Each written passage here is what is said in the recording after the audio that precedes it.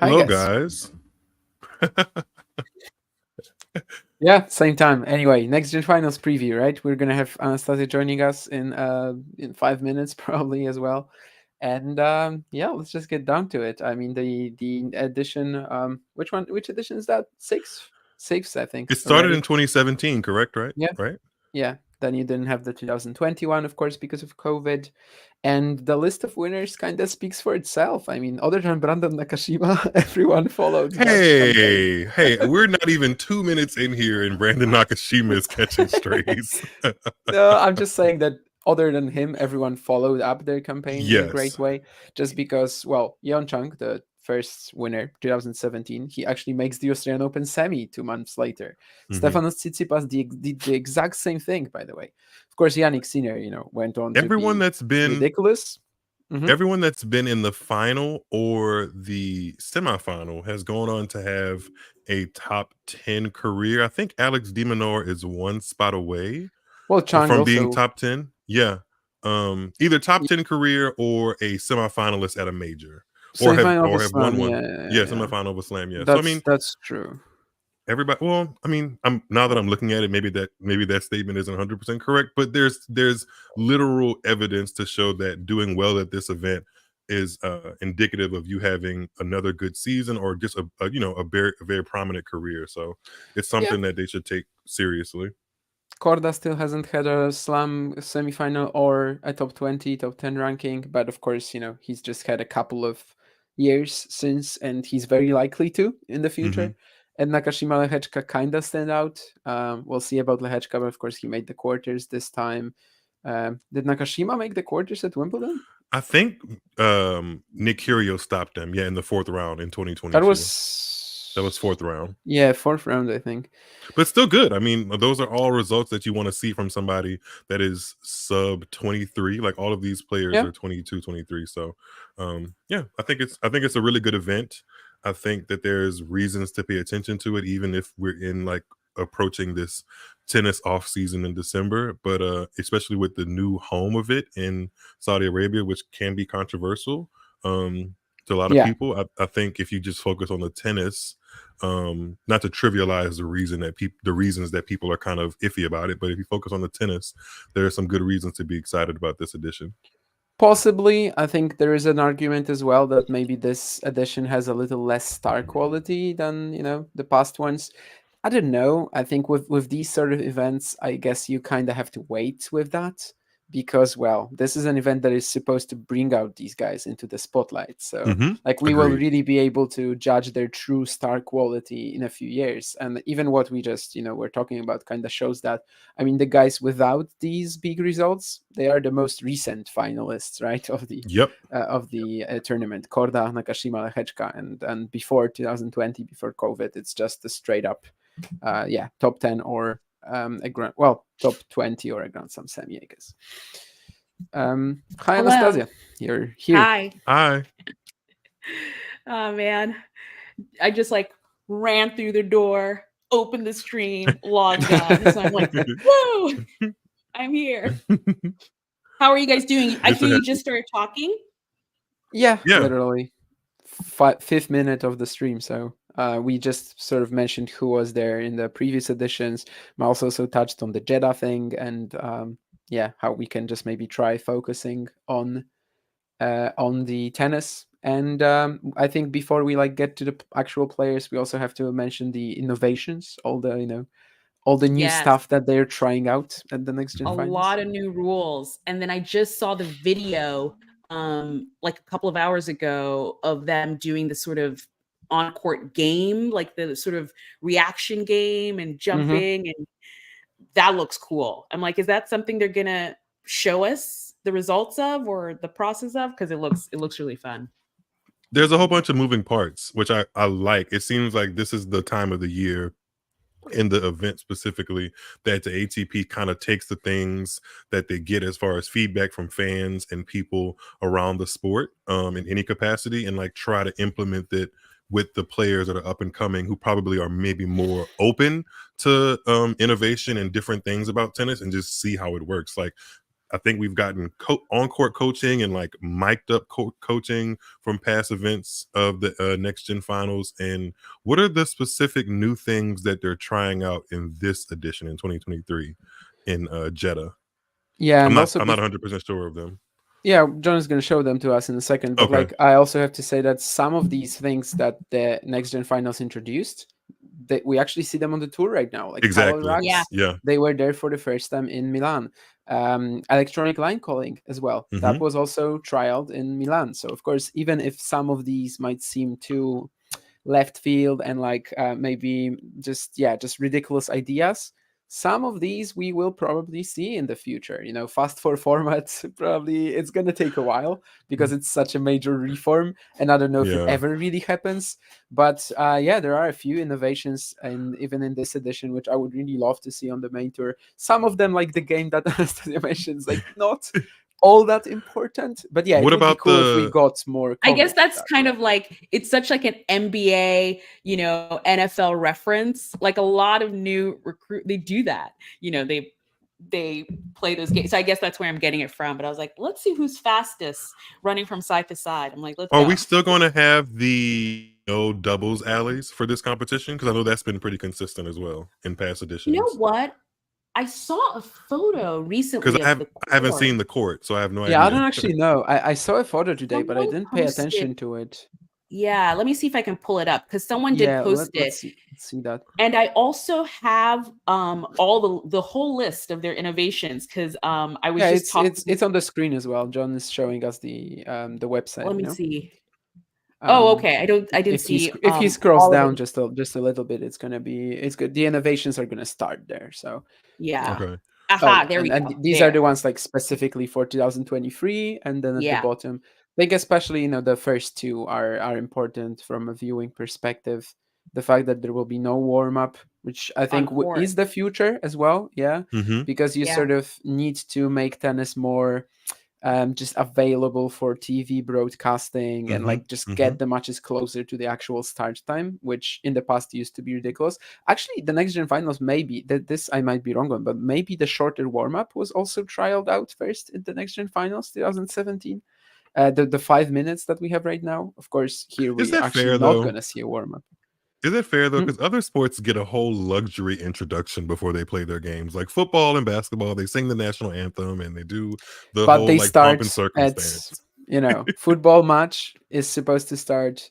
I don't know if you're talking American football or soccer, but I was talking soccer. American football, but let's say soccer. Yeah, let's say soccer. It's starting at 8:45, and the first whistle is always at 8:45.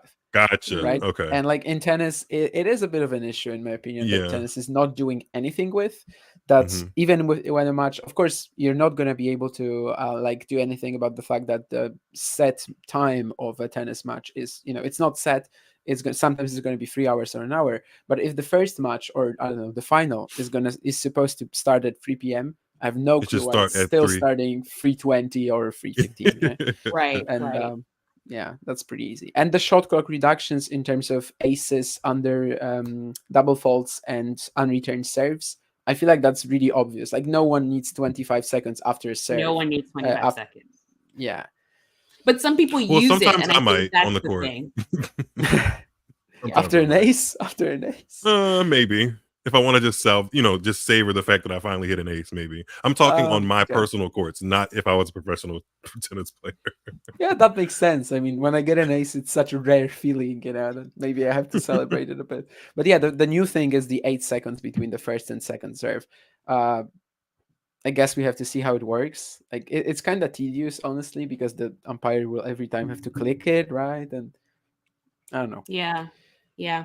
What do you think about the reduced changeover? Where they change sides after the first game. They're not going to do that. That's fine. I saw somebody kind of like question why there was a change of ends after the very first game in the first place.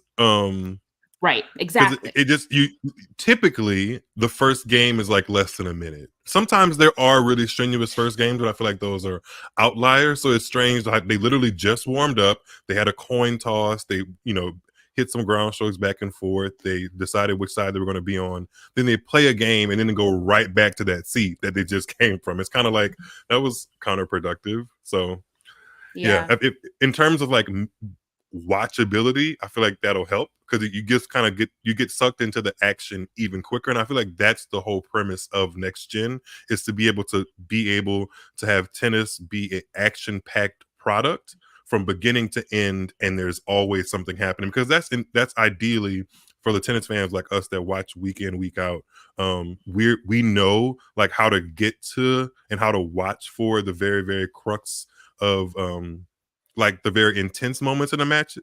But sometimes I've noticed from like friends of mine that aren't avid tennis players or watchers at all, they're confused as to where the meat and like the actual the what's the word in music, the crescendo of the moment of the sport is happening. And it's hard to explain that, but I feel like in next gen finals you kind of get that, and they're trying to get that right out of the bat and keep it that way for the entirety of the event. So that's what I like about it. No, what's scoring? I mean, that's the same thing, right? Right. Yeah. Every point is going to matter.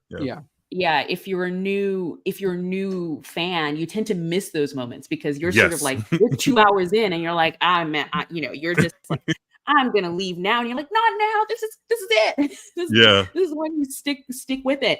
I did hear some counters to the sort of switch of ends where they were saying, well, depending if it's outdoors, maybe one side might be different from the other side with like sun and shade and all of that. But even indoors, actually, you can have some sort of lighting, right, issues. Oh, really? And, I'm not a fan of that. Yeah. Like that's the way it's, of course, that's how it's, I mean, that's the reason why it's there, right? In order for it to be fair, that no side has an advantage over the other, because even if you do it like at the next gen finals, someone can win 3 games on one side, go to the other, lose 2 games, provided that there's actually any real difference, and then you go over to the next set and you win the set 4-2. So I'm not sure if I like it, but yeah, in an indoor event, it's more acceptable. Yes, but even indoors, I feel like there could be major differences sometimes. Yeah, I guess it's up to the organizers to prevent that.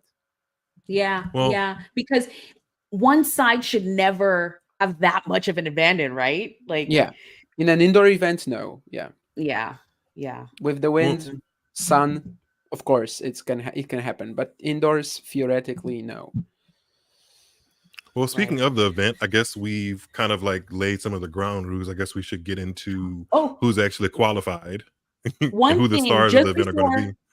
Just before we move over, there are 2 of my favorite additions that I just kind of wanted to hear what you guys thought about it. One of them being there's going to be the free fan movement. So fans don't have to like stop for anything or do any of that. And then the second one is that the umpire chair is going to have a reduced height. Those are the I saw a picture of that I saw a picture of that just before I hopped on here, and I mean, granted, you're getting my raw reaction, but I didn't get it. Like, because it's literally it's at the level of the net, and I don't know how that helps them be a. Okay, so we're saying lower umpire chair to reduce the visual obstruction. Umpire doesn't call the shots anymore, and they don't need to see the lines. So there's no need for them to actually have a great vision of the lines. Okay, that makes a little more sense. Okay, gotcha. Okay. So basically that's it with that. I don't think it really matters all that much. I guess it will have them be maybe more at like ground level with the players. And they can argue at eye level if they need to argue. Yeah. I don't know if that's actually right, because in tennis we've had this issue of how players treat umpires. So maybe sometimes you can actually bring in more authority. I don't know. If you get into the weeds of YouTubers that specifically like showcase moments of anger and frustration, I completely understand why they're frustrated with some of the chair umpires, because they make very, very questionable decisions. I was just watching something about Francis Tiafoe in Shanghai, and he absolutely deserved to win the point, but the chair umpire saw it differently than him and wrong. Like they kept showing, like the YouTuber edited it, and they kept showing how the ball had bounced twice before Francis Tiafoe had actually hugged the net, and the chair umpire just didn't see it that way, and he literally cost him a point, which threw him off for the entire match. So yeah, I don't love when chair umpires get like berated, but sometimes I'm like, I wish they could see how wrong they were. And that's why we have like Video review. the video review. Yeah. If you saw literally,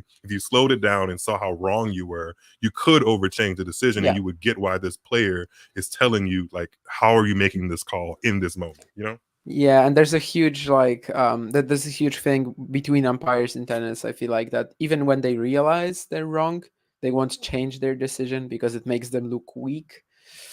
And video review could end up saving a lot of that. So what was the second innovation that you said? The free fan movement. This feels obvious.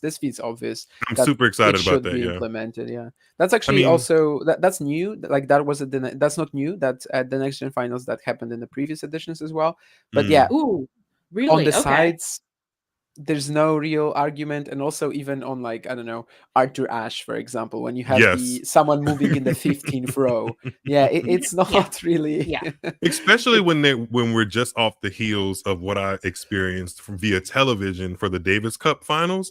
People are literally blowing blowhorns. They have like mega speakers. They have carrots at the top of their head. Like, that is enough to like get you distracted. But if you're in the moment and you are a professional athlete, you should be able, at a certain point, I would imagine it takes time. I would imagine it's not something you get adjusted to straight out of the gate. But like at a certain point, if you're going to realize this is your career and your passion, you should be able to play past Miss Sarah with her, chug of beer at the baseline, wanting to just move around. Like she's not the reason that you just lost that point or you didn't get your first serve in the play. Like, just focus on the tennis. I feel like tennis needs to, as a sport, tennis needs to understand that you can play with noise and quote unquote distractions, and you can play efficiently as well too. So that's good to see.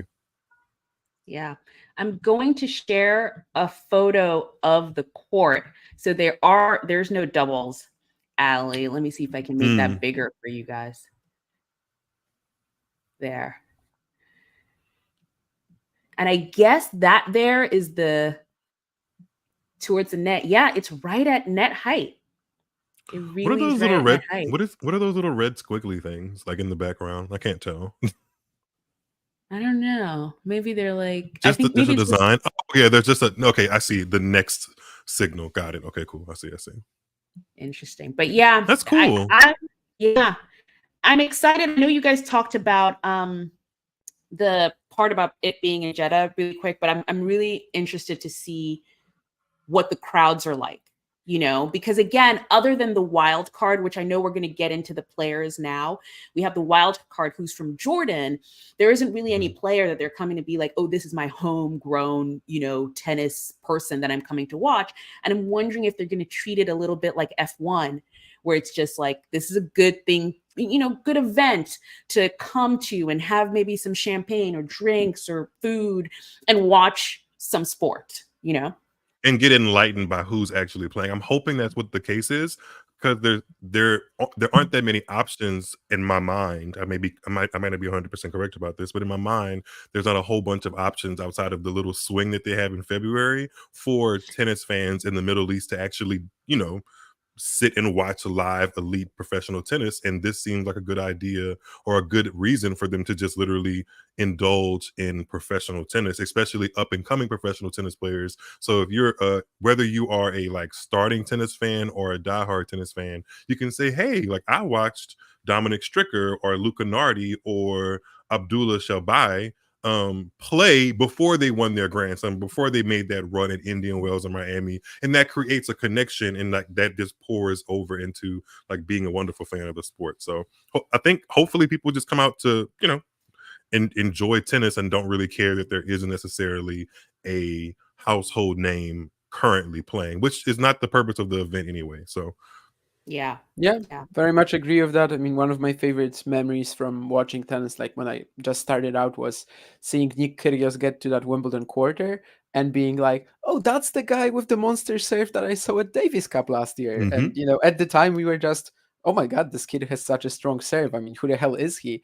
And then, and yeah, it's a very cool feeling for sure. It definitely helped me grow the fandom. And yeah, in terms of what the crowds will be like, I think we have just absolutely zero clue, right? About the tennis culture We're in trying to Saudi make it. Arabia. We'll find out tomorrow. Oh, Yeah. there was something. I was listening to an interview that Billie Jean King did, and I'm paraphrasing it, but she said something along the fact that Saudi Arabia has a high population of people under 30 or 40 compared to other places in the world. So like Okay. that was part of the reason that they're purposely trying to tap into a younger market. Because the age old thing about tennis is that it's age old, like it's for an older demographic. And if you tap into a market where there are younger people, then younger people are going to watch your sport. You don't know how that's going to be a trickle down or like an expansive effect. I'm not sure how true that is. She didn't quote. She didn't quote her research, but she said something along the lines of that. And it made me think that that kind of makes sense. But again, this is just Billie Jean King's interview, not necessarily the stats might be right, but in general, like we all love Billie Jean King. She's such a figure in the sport, and she's still an 80-year-old woman. Tennis. But yeah, I mean, her comments about Saudi Arabia recently. And let's be honest, the main reason is money. Yes. Yeah. I wouldn't be surprised if there's more events in Saudi Arabia because tennis, especially women's tennis at the moment, which we're not here to talk about in total, but women's tennis needs the financial stability. So if they're offering it, then gotta go where the stability is sometimes. And just going through the comments real quick, Jane, I did see your question, and I remember when I came on, that's my favorite part. Jane asks, what's this base camp thing they're doing? I don't know, but I'm all about it. I don't know, but I'm all about it. I just want to see people with their athletic prowess just show me what they got. I'm ready for it. You might be thinking, why are we pivoting to JFK assassination? Well, welcome to Talking Tennis. We are very varied here. We pivot here. Okay. we cover all topics.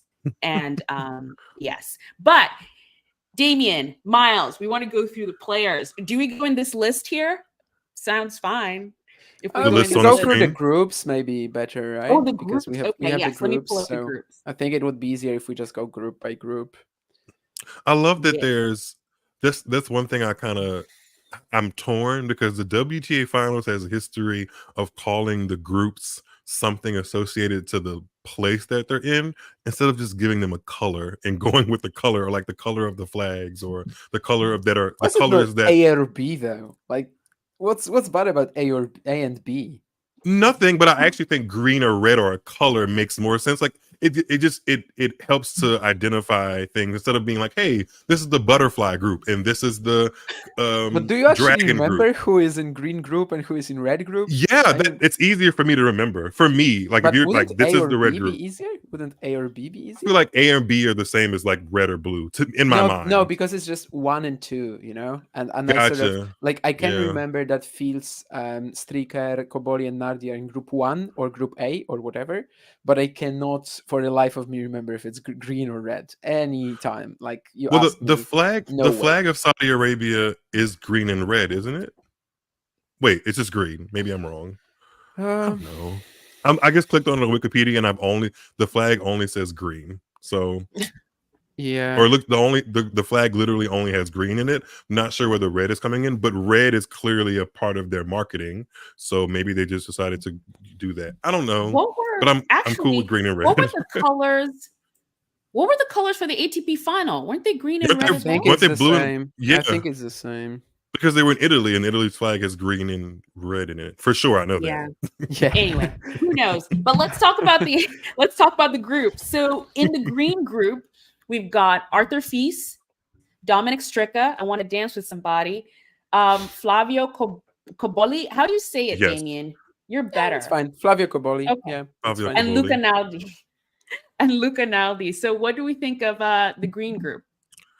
This group consists of the guys that I've actually seen play this season. Same. I've seen Fils play a bunch of times this season. I've seen a couple of matches of Stricker. One match of Cobolli sticks out. and then Luca Nardi. I have Alcaraz, or is it the Alcaraz match? It was first round Alcaraz French Open this year. They played a really phenomenal third set, and Cobolli for most of that third set was as electric as Carlos Alcaraz is. It just was only in that first set, so that's not how you judge an entire player. But if you had just watched that first set of Flavio Cobolli versus Carlos Alcaraz, you would say that they're kind of peers as far as electricity, talent, shot making, and excitement on court. So that's how I was introduced to Cobolli. Yeah, despite a very easy loss for him there, I think that's a very good introduction point for Cobolli. Yeah, I really do. Like, the first set was really fantastic. And in general, what you said, I think really, it is true about him. Like, sometimes he just makes tennis look so easy. Just a phenomenal shot maker. I'm glad that he's had the sort of bounce back year that he had. I actually talked to him at the beginning of the year in Szekesfehérvár, and he mentioned being in a pretty dark place mentally, which was fine because at the time his results were still not improved all that much. But since that point, from that view of these guys this year, so there's some pattern there. There is some pattern there. And anyway, with Cobolli, he then had a very solid season, of course, like 5 challenger semifinals. Then he wins the title. His second one gets to the top 100 for the first time. He was already an alternate, by the way, for this event in 2021, but it wasn't like properly on ranking. It was because he was like the highest ranked Italian out or something like that. There were like 2 or 3 alternates. And of course, he didn't play. In fact, I don't think ever in the history of NextGen Finals an alternate was called in yet. I might be wrong on that, but I don't really remember that.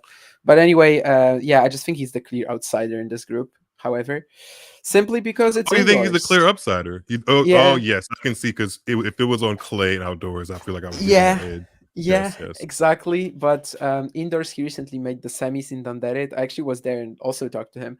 But he won 2 matches, but it was against Bailly and Albot, basically players who also don't really have a strong service game. Like, his first serve can be pretty pacey, but what you mentioned about like the electricity of his game, I think it also kind of works against him sometimes, especially in such conditions, because he's just so all over the place.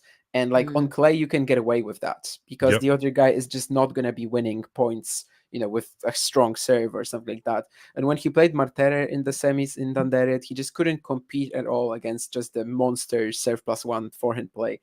And I don't know if this is going to be really that true here, because this might be a slow court. I mean, in Milan, it was always a very fast indoor surface. We don't know anything about Jeddah. There's a friend of mine actually who's in Saudi Arabia. He works for the federation there as a coach, and he said that the surface is pretty slow. I trust him. He should know what he's talking about. But then again, court speed is always such a topic where one player will say that it's rapid, one player will say that it's it varies. Yeah, it varies from opinion to opinion. So, what's interesting about Cobolli, and the other person I guess we could switch to, because this is a good segue in his group, is Dominic Stricker. Speaking of Cobolli's experience on clay, he's a 2-time French Open Grand Slam junior finalist. Doubles together? His partner was Dominic Stricker. Exactly, they got to the final in 2019, and they actually won it together in 2020. He and Dominic Stricker, who they're in the same group, so apparently they have some level of camaraderie there, which is good. Yeah, I totally. Who do we think makes it out of the group? I mean, Arthur Fies and Dominic Stricker are the 2 guys that have had the most success on the ATP tour, specifically this season. So I feel like my eyes go to them based off of name recognition and their games. But, with the format, the fast 4 format, a lot of things can happen. And honestly, maybe you guys can plug in here, because I'm not sure where the pros and cons lie in Luca Nardi's game. I don't know much about him, so I'm not sure how he's going to fit in.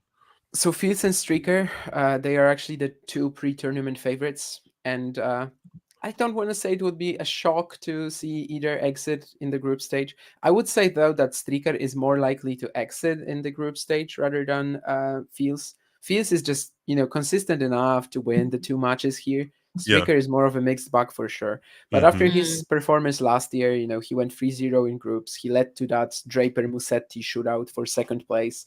I kind of feel like he should do well again. He was also injured recently, though. That has to be mentioned. Ismaning, he had a back injury, retired against Molleker. Then he pulls out of Helsinki and Danderet.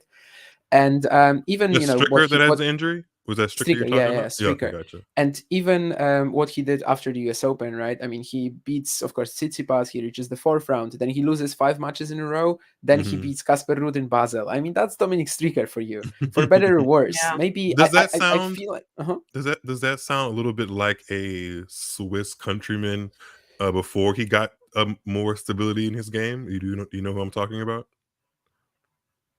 They actually kind of favor each other. I don't think they don't like brothers necessarily, but they look like they could be in the same family. Stan? Yeah. Did Stan was like have it?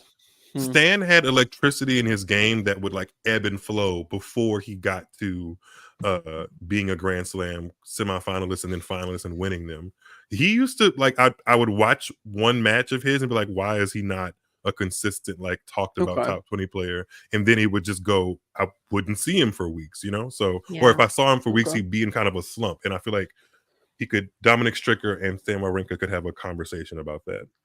Yeah, fair. I mean, I probably didn't start watching Wawrinka until like 2012, 13, because that's when I started watching tennis. So, gotcha. You know, my recollection of that is different because I just remember some results that he had, like the Rome final in 2008, of course, the Beijing Olympics doubles gold, but I don't really remember how he did from week to week. So that's pretty interesting. You don't remember because he didn't do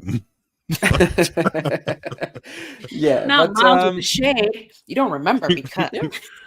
But yeah, that's why I think that Stricker is like not a lock to get out of the groups. But anyway, if he wins the group, it's also not surprising. You know, this is a guy who can absolutely fire up. I feel like he's going to have I don't know if a Grand Slam title, you know, like Wawrinka, but like he's going to have a season when everything clicks, right? And he just gets I'm expecting it.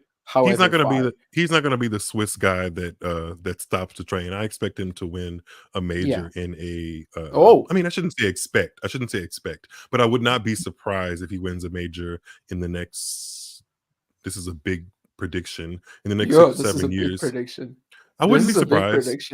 Well, and I also go big on lefties because I feel like they have, you know, they have the extra gear that's just built into their game, or extra intangible. I shouldn't say gear, but I mean, I'm looking back at Stan Wawrinka's Grand Slam performance timeline, and from 2005 to 2010, he made one quarterfinal, and it was in 2010. And those were supposed to be like his prime age years to like, you know, come on the scene and do some damage. But those were also the prime Roger Federer years too. So, I mean, and then Stricker doesn't have any of that to deal with. He really only he's 21 now. So he probably likely won't have to deal with Novak Djokovic. He'll just have to deal with Carlos Alcaraz and Yannick Sinner. And I feel like his game eventually, if he kind of gets better at physicality, I feel like he could match them shot for shot. At least if we're just thinking about this group, he's the one, in addition to Arthur Fils, he's the one that I could see getting to the later rounds of a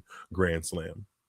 Well, picking up on your word there, physicality, and before we jump into the red group, I just want to put this in your head. We'll talk about the red group and then let me know what you think, because it's funny that they're doing this base camp kind of event that seems to be testing the athletes, like physicality, ability, maybe endurance, because they're also shortening a lot of breaks that athletes would have had in between points. And I remember the person I was talking to this to about like sort of shortening it from 25 seconds to 15 seconds. It's not allowing a lot of rest for you to breathe after like a 40-shot rally. You know, you do a 40-shot rally and you get back on that ball and you start playing. So it's interesting to me that they are then doing this base camp event, which John is sharing here. It's a new pre-event off-court competition. Base camp will measure the skills and the physicality of players through a series of tests, creating new way for fans to analyze the game's rising stars. So you add that to whoever wins that base camp event, and then you're sort of like, you put them on court and all the points are being shortened. Who's winning? I don't know. I think it sounds like you're saying. It sounds like you're saying Stricker doesn't seem like he's going to be winning in that lane. Miles. I'll just say any names. I'll just say I wouldn't be surprised if he doesn't excel in that lane. I wouldn't be surprised. He already did last year. You know. He's the just only very. the only change with the shot clock that we have compared to last year is the 8 seconds between first and second serve. Everything Right. else was already there, and he did well in 2022. I don't think it's a problem because the only points that get shortened to 15 seconds are aces, double faults, unreturned serves. I mean, everyone can handle that. Does he look different from 2022 to 2023? Not really. I wouldn't say so. That's the thing that I'm a little bit nervous about. Like, he just, I mean, I'm not one to talk, but it does seem like he carries. If you look at his physique compared to the rest of the people just in his group, he carries his weight and his physicality a little bit different. And I'm not sure if that's going to be advantageous in a very, very tight, we have to keep things moving format. Because he hits a big ball, but he's a big guy, so you should. But I mean, again, last year he dominated the group stage. What are we? I mean, sometimes if he has a physicality, he can power through all of those things and make points quicker. So he played Tsitsipas for 4 hours at the US Open as well. I actually couldn't believe what he was doing in the fifth. But Tsitsipas's backhand is up well. Tsitsipas's backhand doesn't require you to have that much physicality anyway. So I mean, But no, that much did. Sorry. Like from Stricker 4 hours. Stop with the shuttle, with the subtle shade. Miles is just like firing everything. I started it with Brandon Nakashima, and then Miles just takes over. Yeah. But and again, exactly, Jane. It's like the NFL Combine. It's just like the NFL which Combine. People love. It's like a fun. I don't know. I'm very interested to see how it goes. But let's move on to the red group. Luca Nardi. We haven't touched on Luca Nardi. We haven't. Ooh. Please tell us more about him, because I do not know much about him.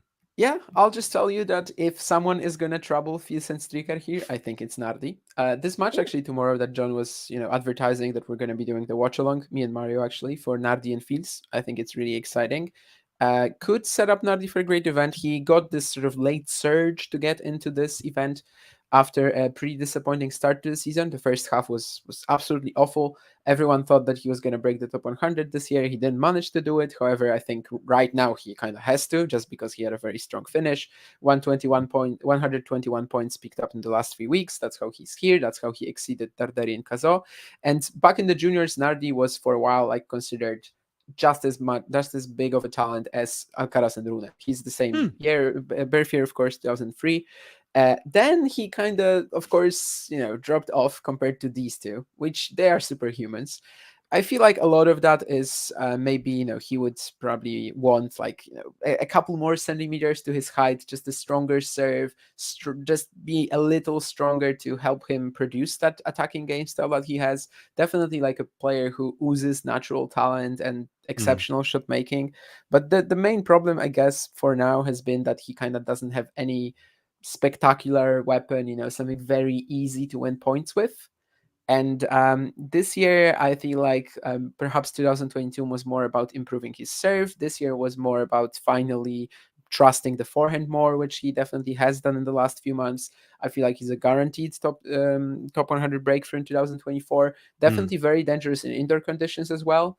I think he has two challenger titles indoors, exactly. 2022. Forli at the beginning of the year, and then something else as well. Lugano. Lugano. Lugano over Ridi. That was a great NextGen final. I don't know this on top of my head, by the way. This is literally Wikipedia's information. I figured.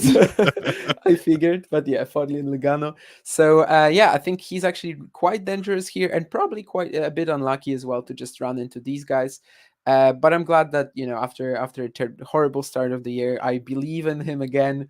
I think top 100 in 2024 is absolutely almost a lock. And he did have a great match indoors actually with Tsitsipas as well in Astana. He was close. He was close to 2 tiebreakers. 2 tiebreaks, yeah. He got his first Masters win this year in 2023. But it wasn't too impressive over Valentin Vacherot. It was over Vacherot, but he does have 2 challenger titles this year, both of which on hard, in Portugal and Japan, and then one more final in India. So I mean, that's a pretty good resume, and I'm excited to see kind of how he looks. I don't think I'll be able to watch any of the live tennis, but the highlights for the ATP NextGen Finals have been great over the years, and they really give me an insight to how the person plays. So I'm interested to see how he looks. That's good. I feel like I'm just watching too much of this event every year to check the highlights. No, that makes sense. I don't watch. Like It's one during of the my Grand favorites of the Slams, season, for sure. during the Grand Slams, I hardly ever watch those like highlight videos because Yeah. I've typically seen the You've match. seen the match, yeah, yeah. I've seen it. So yeah, Yeah. I Yeah. get that. This is random, by the way, but after that Vachereau win, do you remember his next round? No. He lost in the double bagel to Musetti. Oh, You know, of all people. yeah, Wow. that was nasty. That wow. was nasty. But anyway, yeah, Yikes. I feel like if anyone troubles Fields or Stricker here in this group, it's gonna be Nardi. Would love to see that, but yeah, it's a rough one. I mean, the two pre-tournament favorites, you know, even if you look at the odds right now, despite them being in the same group, it's still gonna be Fields and Stricker up top, and it makes sense. It does hold up. Yeah. Yeah. They have the On biggest success on tour. But okay, red group. So red group, which I feel like is a little Madness. it's madness, and also like name recognition doesn't have the same as green group. Yeah. So we've got Luca Van Assche, who I haven't really watched a lot. I think he was part of, was it Sofia? Remind me, Damian, which indoor was he in Sofia, or was it the other Mets one? quarterfinal. Metz. Mets He was, quarterfinal. yes. Yeah. Yes. So he saved like match points to get there Right. over Botic, maybe. I don't remember. I can't remember who it was against, but I think do it was remember Botic. watching him in that only because it was sort of like, oh, all the Frenchmen fighting for this French title. It was, it was a thing. But Alex Michelsen, Newport, that was his breakthrough. He's an American. I think during that whole Newport grass season, which I watched, they were all talking about, is he going to college? Is he not going to college? And he decided to go pro. So that's his story there. He's super tall. He seems like another like serve botting type. I mean, he's enormous. He gives Riley Opelka. He's giving a lot of Riley even Opelka. his look. Like Yep, he just it's kind very- of like I mean, Luke maybe, but like he's not a surfboard at all. He can actually be very consistent off the ground. The backhand down the line is ridiculous. He actually was having some issues with his serve, but the last 2 weeks, the ones that got him the Australian Open wildcard, which after all he probably won't need it because he's already in the top 100, probably will get it. But I feel like Knoxville and Champagne, they were really built on his serve being a major factor again. And if he actually keeps it up here, I like his chances a lot. But yeah, I don't know. Something about Luca Van Assche too. Go ahead. Luca Van Assche, I think he made a pretty good run in Hamburg. I think quarterfinal. Yeah, he's got two. I remember him losing to Zverev, and that's why I was like, oh, he didn't like his game wasn't on full display because Zverev pretty much took control of that match, or maybe very easily. Yeah, maybe, but because, I was like, oh, okay, like this is he reminded me a little bit of Richard Gasquet if Richard Gasquet had a two-handed backhand. A little bit. I don't know. I'm not. I have to flush out that feeling in my head. He has a pretty extreme grip. So yeah, maybe that was something about it. Yeah, the it was something about like very weird. The backhand. Yeah, it was something about it. I was like, and his, I guess his stature and things reminded me a little bit of Gasquet, like slight but crafty enough to probably make a good career on the ATP tour. So we'll see. And he's only 5'10". The other two that I didn't mention, Hamad Medjedovic, is that Hamad Medjedovic? And Abdullah Sabal. How do you say his last name? I think it's Shelbayh. I say Shelbayh. I need to figure it out. Yeah, but I'm interested. Yeah. No clue. I think I heard him say it. He says Abdullah Shelbayh. Yeah, I think I listened to him say it. I've just been saying Abdullah Shelbayh ever since I started watching him, which was probably Mallorca last year. So. So I'm interested in what Goran is saying because I'm not sure if I'm getting this right, but is Hamad the kid that Djokovic is sponsoring? Yes. Djokovic is covering all the costs of his career. Yeah. Medjedovic came out and said that, right? Yeah, Hamad travels with Troitsky as well. Nice. Earlier than that, he also was traveling with Stefan Robert from the Djokovic Academy. So, yeah, basically, Djokovic really, put a lot of trust in him. And that was a good choice, I have to say. I mean, honestly, Hamad had a beautiful rise this year. I remember being like, because I had this list of like people who can break the top 100 right in 2023, and I remember Medjedovic just seemed like such a bold pick. and eventually he almost got there. I mean, he didn't get over the line, but he just seemed like an absolute, sort of bold call. And then he comes out and has this great 2023, 2 main tour semifinals already. Astana, what was the other? The second one, Gstaad maybe. Gstaad when he lost to Kachin won the title, I think so. And I mean, the brute and he power qualified of for his the serve and forehand is. He qualified for the French and Wimbledon twice. He lost in the first round, but he qualified and won 3 matches to get to that main draw. So little he's really disappointing in the actual main draws, but I feel like out of all of these 8 players, like if I was to say who can have like the most constant presence at the top of the sport, it's Fils and Medjedovic for me, just because of what we were talking about with Stricker earlier. Right. I mean, I think it's great. I remember when that article came out that, Novak was sort of sponsoring him. And I'm such an advocate of, tennis is let's not beat around the bush. It's an expensive sport. I have friends who is looking for their kids to join the sport. And it's like tennis rackets, lessons, it all adds up, and it's a lot of money, and when I saw this article, I actually was like very touched by it for such an elite player to just pick one person and say, you know what? You don't need to worry about anything. All you need to worry about is playing tennis and being very good at the sport. Everything else is covered. And it's very interesting to me to see what happens from that. If you don't need to worry, if you don't need to there's a level of freedom. Anything. How great could you be? Like, I'm very interested. I would be very interested to see what happens in the red group, because you're right. It is the most kind of like, I really can't pick who's going to make it out,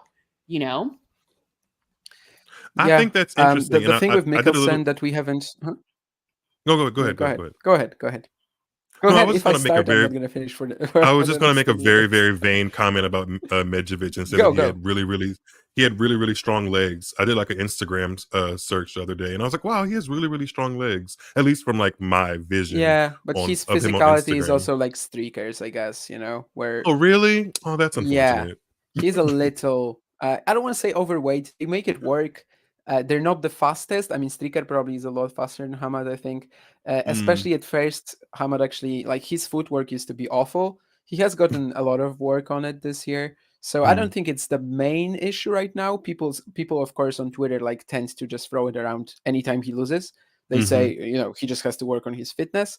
To an extent, yes. I mean, I hope that in the offseason he's gonna actually get some sort of work done there.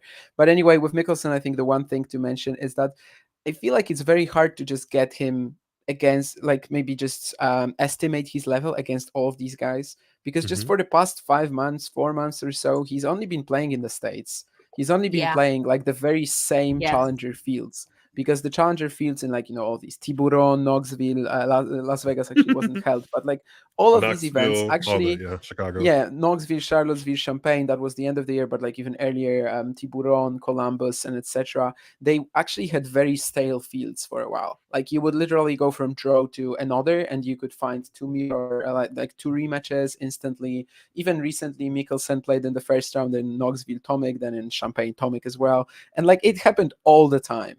And I feel like Michelsen just hasn't played these sort of guys in such a long while, and generally hasn't played them much. I think in Europe he's only played like one time maybe 2 or 3 events this year, like in the bulk. I think he played a clay challenger where he qualified and lost in the first round. He also played in Mallorca, but yeah, we just haven't really seen him against players like this. And I think that's one of the main things about this group that is so tough to predict.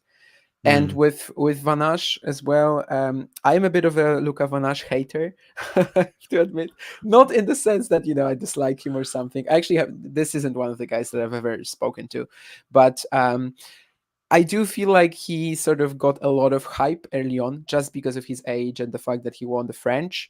But compared to Fils, he was always like sort of no prospect, in my opinion. Yeah, he looks like a toddler next to Fils, to be honest. He does.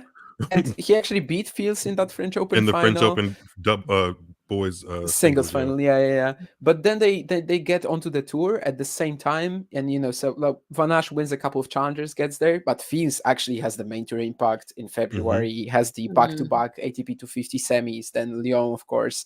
And I don't want to like say that this is how I see Luca Van Assche's career, just progressing forward. Maybe in a couple of years it's going to be different. Of course, there's been a number of players without like extraordinary weapons, let's say, who have made it very far. From France, let's say Gilles Simon. But for now, I just don't think he's really main tour ready. The two quarters, as a whole, he actually had like a 9-16 or something like that win-loss record on the ATP Tour this year. But this is a level he should be more comfortable with, right? At the beginning of the season, he won a huge 1-5 challenger in Pau. He beats Ugo Humbert there in the final. Of course, given the year that Humbert has had, that's a great win. Also, that's the longest challenger final ever, by the way, by 25 minutes. So quite a historic moment as well. And I know that I constantly underestimate Van Assche, and I'm afraid of doing that again. But if I was to pick the two guys here, I would go with Medjedovic and Michelsen.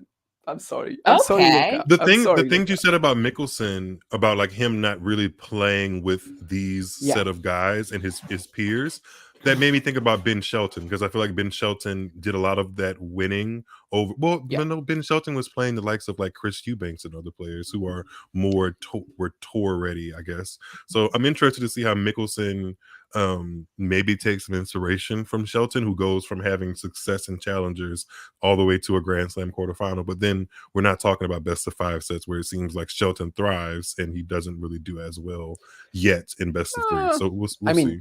Shanghai, right? But anyway, And Michelsen, Shelton, Tokyo. it's the same story. It's in Tokyo as well. It's the same story, literally. It's just the same story with less marketing, with less publicity. Well, of course, Shelton had a year in college. Michelsen was only going to get there, but like it's the same dilemma somewhere in the summer. It's the same sort of events that they've been succeeding in, barely playing in Europe. I mean, Shelton famously never played in Europe before this year. And you're very right that he also didn't really have the experience playing against these guys. I actually talked to Ben about this even this year, because he played Maroshan in Cagliari and then he played Zapieri. So after the Maroshan win, I was sort of just asking him, you're playing Maroshan now, then Zapieri. Like, you haven't played juniors much. You haven't been outside of the States. These guys must be like complete unknowns to you, right? And it's not. He said that it's like not a big issue right now, because there's all of this like video material that they can watch on the internet. And I don't think that's part of the issue for Michelsen. I just feel I don't think that's really going to be a thing. I feel like all of these guys, you can just quickly look them up, and like he's gonna know what's happening. They're also gonna know what he's playing, more or less. But just it's hard to predict how he's gonna do. But Shelton, Michelsen, I have to say, just the publicity is very different. The ceiling isn't as high, obviously, but it's a shame that Alex isn't getting even half as much love as Ben was at the end of last year. If he wins this event, he might start. Just think about it. Yeah, you're right. Actually, no, it totally might, because I think I could not open up my phone or my computer or anything during Newport and not hear Michelsen's name. It was like, I was like, who's this kid? Like, okay, I guess I should watch a match, and he's not going to college, or he's going to college, or whatever. If you follow like American tennis, I think during that time especially, you did hear about him. But you're right. He and after the US Open, done, right? It was done. It was like, goodbye, we don't know you anymore. But it's also because I think he hasn't had that success at a Grand Slam. Like Ben Shelton got to, he did so well in the Grand Slam did it right after. Shelton did it after the year, right? Exactly. He did it after the year, but I think in the term, in sort of that sort of not celebrity, name recognition. I did not know who Shelton was until after the Australian Open. I'd never heard of him. Well, I had known him because I think he won. I want to say he won 2 or 3 challenges in a row at the end of. He won 3 in a row at the end of 2022. Charlottesville, and Champagne. Yeah, and he beat Chris Eubanks in back-to-back, or one of 2 of them. Twice of them. Then Eubanks lost to Vukic in the third, and right. And I heard all of that during the Australian Open. Like, it was like gotcha. Yeah, the more he did well, it was like, oh, this is the guy who just won all these 3 challenges. Like, oh, he was okay. He went to Florida. Got it. It's just, I feel like he got that because he was in that bubble. I don't think I would have heard about Michelsen if I hadn't been at Newport. You know, I was planning to go to so he was just the name in Newport, and everyone was talking about him, and then I was like, oh, paying attention. But other than that, like, I don't think you can talk to sort of a rando American tennis fan and be like, Alex Michelsen, and they're like, well, you couldn't even talk to me about him. Because I wouldn't. Right. Like, I'm literally looking at his Wikipedia page right now. I'm outside of his profile picture, or the picture that they chose. Whoever made his profile on Wikipedia chose a very startling picture of him. I wouldn't, when I recognized that he had that run to the final in Newport. Unfortunately, a tall American man makes a run on grass, who happens to be 19 years old and looks the way Michelsen does, didn't necessarily generate a whole bunch of excitement, and I automatically looped him into the Riley Opelka John Isner lane. Oh, you didn't have to use that picture, producer. That picture. He looks like I don't know if this is rude to say, but do you guys know the It character, right? Like the guy that is the yes, Pennywise. He looks like a kid that Pennywise. He doesn't look like Pennywise. He looks like a kid that Pennywise would absolutely lure into the little. But isn't he giving you that Pennywise vibe though? Yes, with the smile. Yes. Yeah, yes. The smile is of a horror character. Yes, it's kind of creepy. Let's move on. but I did unfortunately loop him into the Riley Opelka, John Isner.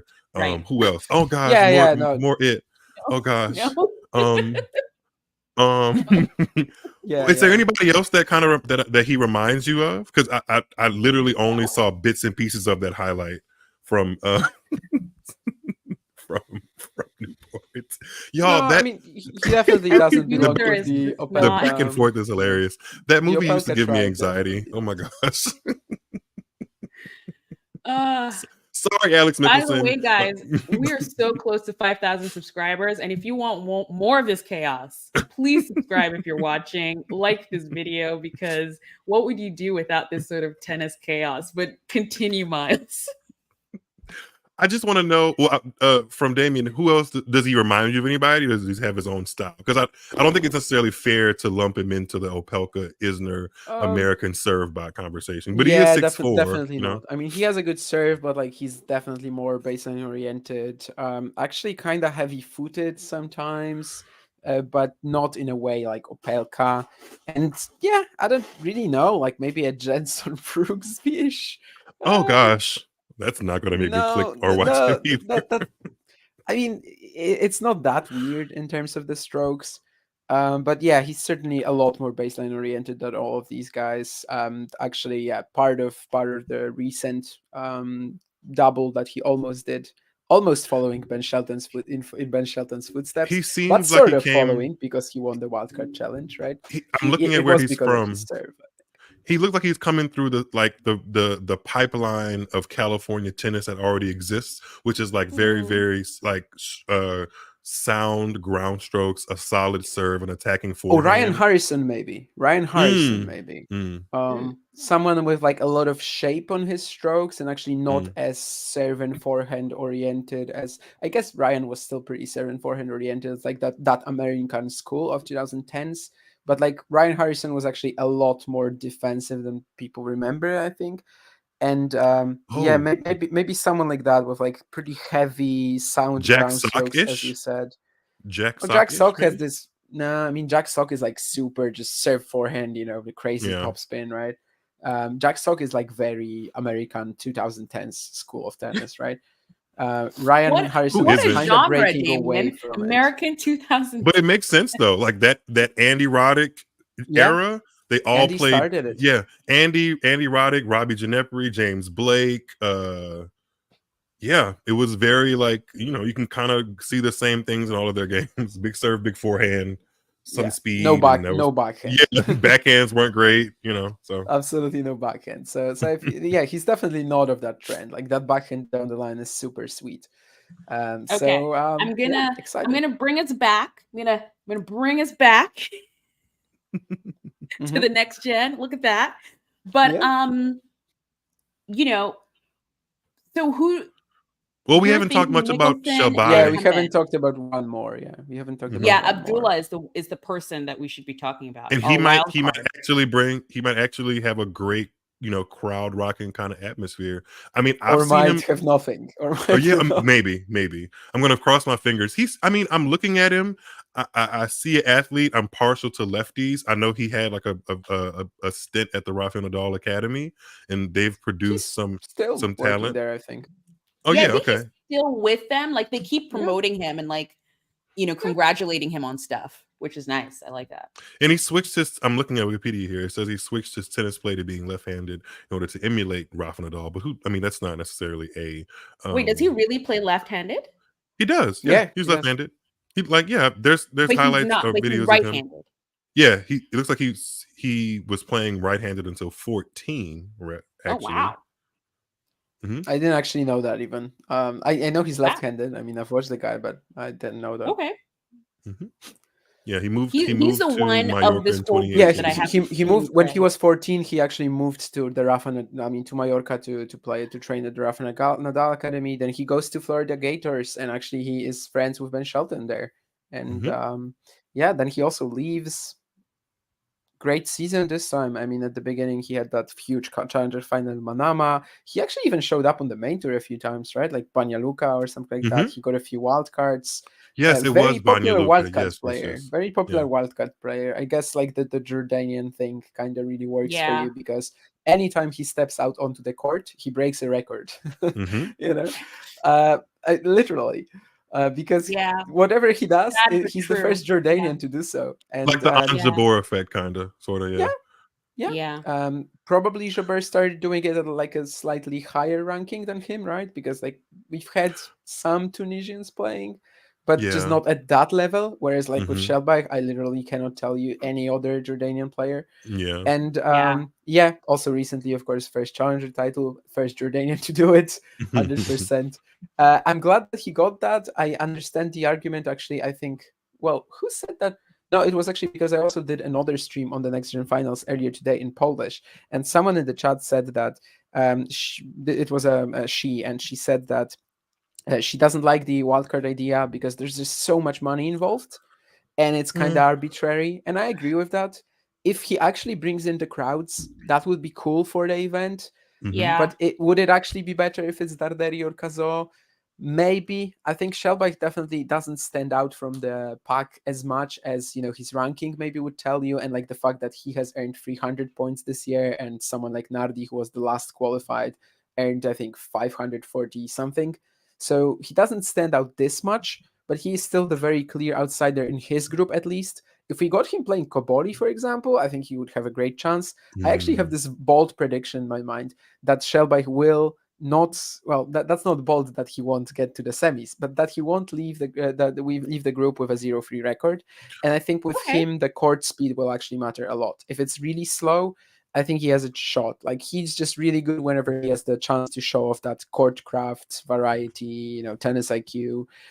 When he has the chance to do it, sure. But if someone like Medjedovic would step out onto the court against him like a super fast surface, I don't know if he holds up against the serve. Maybe his group is actually pretty good for him because you get someone like Luca Van Assche, and he should have enough time to freely play with him and have the time to use his assets.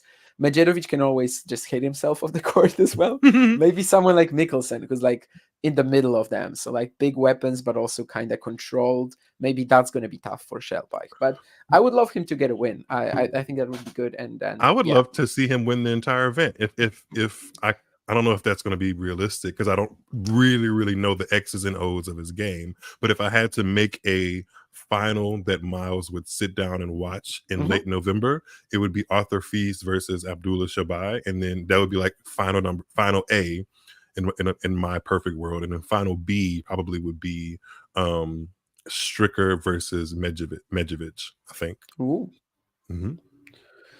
Like big boy tennis, my fave.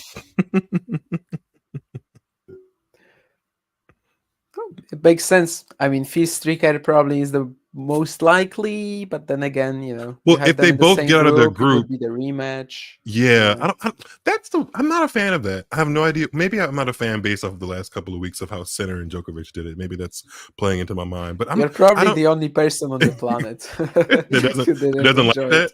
I don't. Yeah. I don't love the rematches. I don't. I've never been a fan.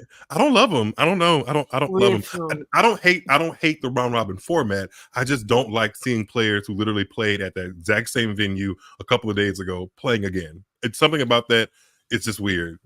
I don't know how to explain it. The way I see it, it's more sort of just like a guttural, like, can he get the revenge? Can he, can that player, he, she, whoever, just like, you beat me, I'm gonna show you. Like, that's how, I mean, of course, this is the dialogue in my head. I don't know what they're doing in their head, but I like that sort of like conflict and like, or the player being like, I beat you and I'm gonna do it again. Yeah, I did it once, I'm gonna do it again. Yeah, I'm gonna do it again. That was Sinner. Yeah, I Sinner guess like, from that perspective, I'll do it twice. Yeah, but okay. I mean, I think we should wrap up here. Any final thoughts about NextGen Finals, this specific event? I just want to highlight that Damian will be on stream tomorrow, calling the what match are you calling, Damian? Fils Nardi, the first one on the court, but it actually looks pretty likely because Van Assche has just inquired about Michelsen Medjedovic potentially doing that as well, which is the last that's my B final. That's the final I want to see.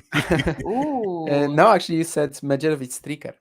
Oh yeah, Medjedovic Stricker. Yes, I wouldn't be mad if it's Medjedovic or Stricker and what's his name again? Michelsen, yes. Yeah, I'm gonna call him Michelob Ultra because that's a good nickname for him now. Wow, so American. Can he drink those yet? I think he can. Ooh. No, he can't. Yeah. There's also Phil Mickelson, right? The golfer. Ooh, Phil Mickelson too. Oh, I'm not into golf. That's why my mind didn't go there. I'm not either. But yeah. So we're for sure gonna have one stream. The Nardi Feast match, and we might have two. So please stay tuned, to Talking Tennis, and we'll let you know. But please, final thoughts on the NextGen Finals. What are you guys excited for? What are your thoughts to kind of just wrap it up?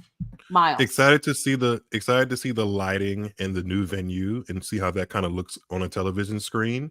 Excited to see how Arthur Fees comes out as like the guy in the field with the most star power, because I don't know if he's ever played like at a professional elite level. I don't know if he's ever played an event where he's kind of like the expected winner. So I'd like to see how he kind of handles that, and I want to see who kind of gives it their all going into the off season, and if the finalist and or champion kind of take some of that momentum and does well in 2024. I'll have my eyes on all of that for sure. That's actually interesting that you mentioned that, because like maybe there's some motivational things. Like if someone is going to be sort of feel like, why am I even playing this event? Then probably it's Fils, right? I mean, he's ranked so much higher. We had this sort of conversation with Musetti last year, and it's kind of not clear whether there was a feeling like this. Of course, he didn't actually make it to the semis, but he lost to Draper and to Stricker. So like it was fine, result-wise, but it kind of felt like he probably, could be like his heart might not be in it. And I think even this year he said that he wasn't sure if to play it. Fils after Paris against Altmaier, the loss that he had, which was very disappointing for him. Of course, he said that he's actually really tired with the season and like just sort of, he withdrew from Mets. He just wants to close it out. Still plays the NextGen Finals. Who is this? Fils. Yeah. Okay, cool. Yeah, when he lost to Altmaier in Paris in round 1. So I guess if someone has issues like that, maybe Fils. He said he's tired of the season. Is that what he said? Yeah, that he just felt very tired already, and that he is going to withdraw from Mets and just end it right there. But of course, there's also the NextGen Finals. I'm going to write him a letter. Like, it's not time to be tired, sir. That is true. Isn't he 19? No, sir. Wasn't he one of the like numerous tennis players to end up in where is the place everybody went to, the vacation spot? Maldives. Oh my goodness. I don't know where Arthur Fils vacations. No, I think he was one of the numerous. I think he was one of the numerous tennis players who ended up there. So maybe he has had a bit of a rest period, and hopefully he'll come into this. He's the person, just looking at someone like Sinner, who definitely winning the Davis Cup, that's like a really nice jumping pad to kind of get into the Australian Open on a high, it's like, look at me and doing this. I'm looking for Feast to use this event as sort of like, watch me work and then take that sort of energy into an Australian Open and into a 2024 season. So I'm rooting for him in this event. He was kind of the guy that I was, next gen. I think he's pretty much already there, and winning this title, I think would put the nail on the head for him in that respect. He better not say he's tired anymore. He better not say that anymore. It would be a nice way to finish the season. 19-year-olds 19-year-olds deserve rest. I don't want to like put that out there that you should always be going, but like this is you're just now like stepping into your stardom and your professional, like the professional privilege of being a tennis player. We're not tired. We're not tired. I would literally put that in the letter, like we are not tired. I don't want to say anything, but like Carlos Alcaraz won this event when he was ranked in the 30s, and of course he was 1 year younger than Arthur Fils. And he didn't say he was tired when he won it. So still, I mean, basically what I'm trying to say is that it would be a nice way to finish off the season, and someone has done a very similar thing, and I think if he wins it, Sinner won this. I think if he was in a different Fils, spot, but is there anybody else besides Fees in the group from you two that could win it and feel like it's the beginning of something, or like it's maybe not the beginning of something, but it's I'm trying to think of a word, but it confirms something. If Fees win it, it confirms to me that the likelihood of him having a really good professional ATP Tour career is there. Whereas if some other names like Luca Nardi or Cobolli win it, I'm going to be like, it's going to be like an aha, moment. Like, now I should start thinking of them as a potential threat. Like the Fees is the only one that's going to be a confirmation for me. Everyone else is going to be like, oh, okay. And maybe Stricker, but Stricker doesn't even have an ATP title yet. So, I think for me, I see this term used a lot: heart versus head, or head versus heart. Mm-hmm. And my head, technically, if I'm like a tennis analyst or a fan or whoever, I'm thinking, Arthur Fils, he's shown promise. Mm-hmm. This would be a good way to kind of prove promise and then take that and like go. But my heart actually wants Abdullah to win. Same. Why? Same. Yes. Because I'm like, I would love that for that region of the world. I would love that to help grow a tennis space, to say that's someone who has the same name that I do, that looks like I do, and then has won a tournament and can almost carry that sort of good vibes, good spirit, and, can encourage younger kids and be like, maybe I could do that. Maybe I have a chance to be a tennis player. So my head says, let's do the tennis thing. Arthur Fils, you've got this, let's go. But my heart actually just really wants Abdullah to win and kind of hopefully encourage an entire generation to start playing tennis. Luca Van Assche is listening to this and is saying, not so fast. He definitely is. Luca Van Assche is listening to this and he's like, I always knew that, Damon. Reading your tweets, I always knew that you are a Luca Van Assche hater. Sorry, Luca, but I did pick you to break the top 100 this year, and you were actually one of the guaranteed picks. So, I can stay objective about you sometimes. Sorry, Luca. If you are listening to this, really sorry. I mean, honestly, I have not much of a preference. I love all of these guys all the time. No, I'm joking. This is Damian's tournament. We've been going all year, and just whatever. This is Damian's time. I love this. I love that I love that there are some players that I really, really don't know, and some players that I kind of do know. And whoever wins, I'm going to be like, wow, this is a good moment for you. That's what the event is about, right? I mean, this event is not for me. This event is for people who like barely know these guys and just will see them on the bigger stage, remember the names for 2024 and beyond. And if we get a Stricker, in Medjedovic final, then I'm going to be on the brigade that big boy tennis is officially happening in 2024. We love it. Look, we like big legs and big brawn chests playing tennis. Footballers playing tennis. That's what we want. Stricker already stole Do you know my heart Benjamin Locke from Zimbabwe? No, probably not, right? No. Benjamin Locke and his brother Courtney John are currently the best Zimbabwean tennis players, if that's how, I think that's how the adjective works. But anyway, they are both actually from the white community in Zimbabwe. And Ben Locke just literally looks like an NFL quarterback in terms We of love his that. physique We and the love way that. he plays tennis as well. He just like sort of goes to the net after his first shot, and that's all his game. Like literally, yeah. Is he It's ranked? not amazing to watch. Is he ranked on the He is ATP like tour? 400, 300. His I'm brother gonna is look a him lot up now. lower, but they actually have been playing the Davis Cup for Zimbabwe for years. His brother is a lot lower, but Ben is like 400, 300. So yeah, and he literally, I've had people say this to me, that he looks like an NFL quarterback. So More NFL looking players playing tennis would definitely be better for everybody, I think. Look, bringing it back to the NFL Combine. If Yes, those quarterbacks see? can do it, let's Mhm. go. Right? Put out the track out there and let them just tussle and see what happens when they get on the court. Well, thank you all for joining our little chat about the ATP NextGen Finals that are happening in Jeddah starting tomorrow. Please come back and join Talking Tennis. We will be streaming